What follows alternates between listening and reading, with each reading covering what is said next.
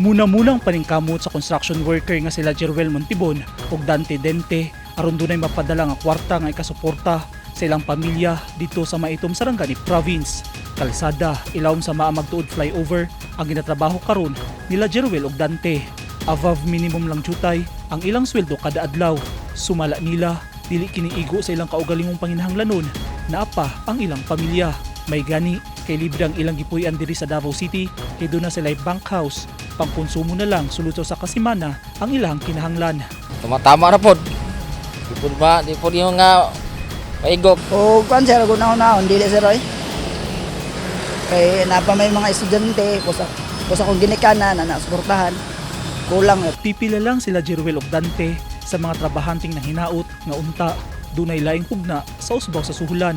Busa usa sa panawagan karon sa Kamanggagawa Party List Mindanao sa gobyerno ang pagpatuman og pantay nga sweldo sa tanang rehiyon sa nasud.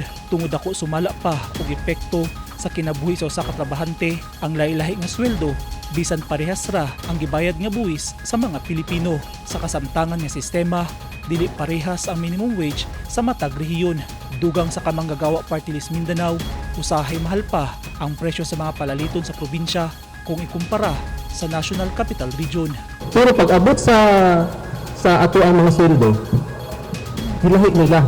695 ang Manila, pinakataas. 525 ang minimum wage sa Davao City. Kung sa mga pagtuon sa datos na among gitunan, wala man naglayo o pareha lang o mas mahal pa ang panaliton sa probinsya kaysa sa NCR. Gipunting sab sa grupo nga ang gobyerno na mismo ang niingon nga ang angay nga sweldo sa usa ka pamilyang Pilipino kinahanglan mokabat sa 1,200 pesos hangtod sa 1,300 pesos kada adlaw. Pero layo pa kaayo kini sa kasamtangan nga minimum wage sa nasud. Busa panawagan nila nga wag tangon na ang wage inequality sa Pilipinas.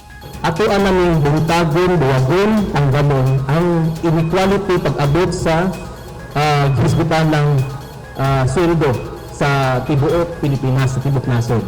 Ugaling mawagtang sa hingpit ang provincial rate wage, dakong tabang kini sa mga yanong mamumuo sa matag rehiyon nga dunay ubos nga kita.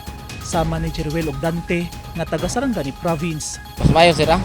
Mas pabor na sa mua. Siyempre kay duwag sa kuan mong expenses maduwag-duwagan po. O yun, o mga kuan, matinood sir. Kaya para ano po, para napay mga savings gamay ba?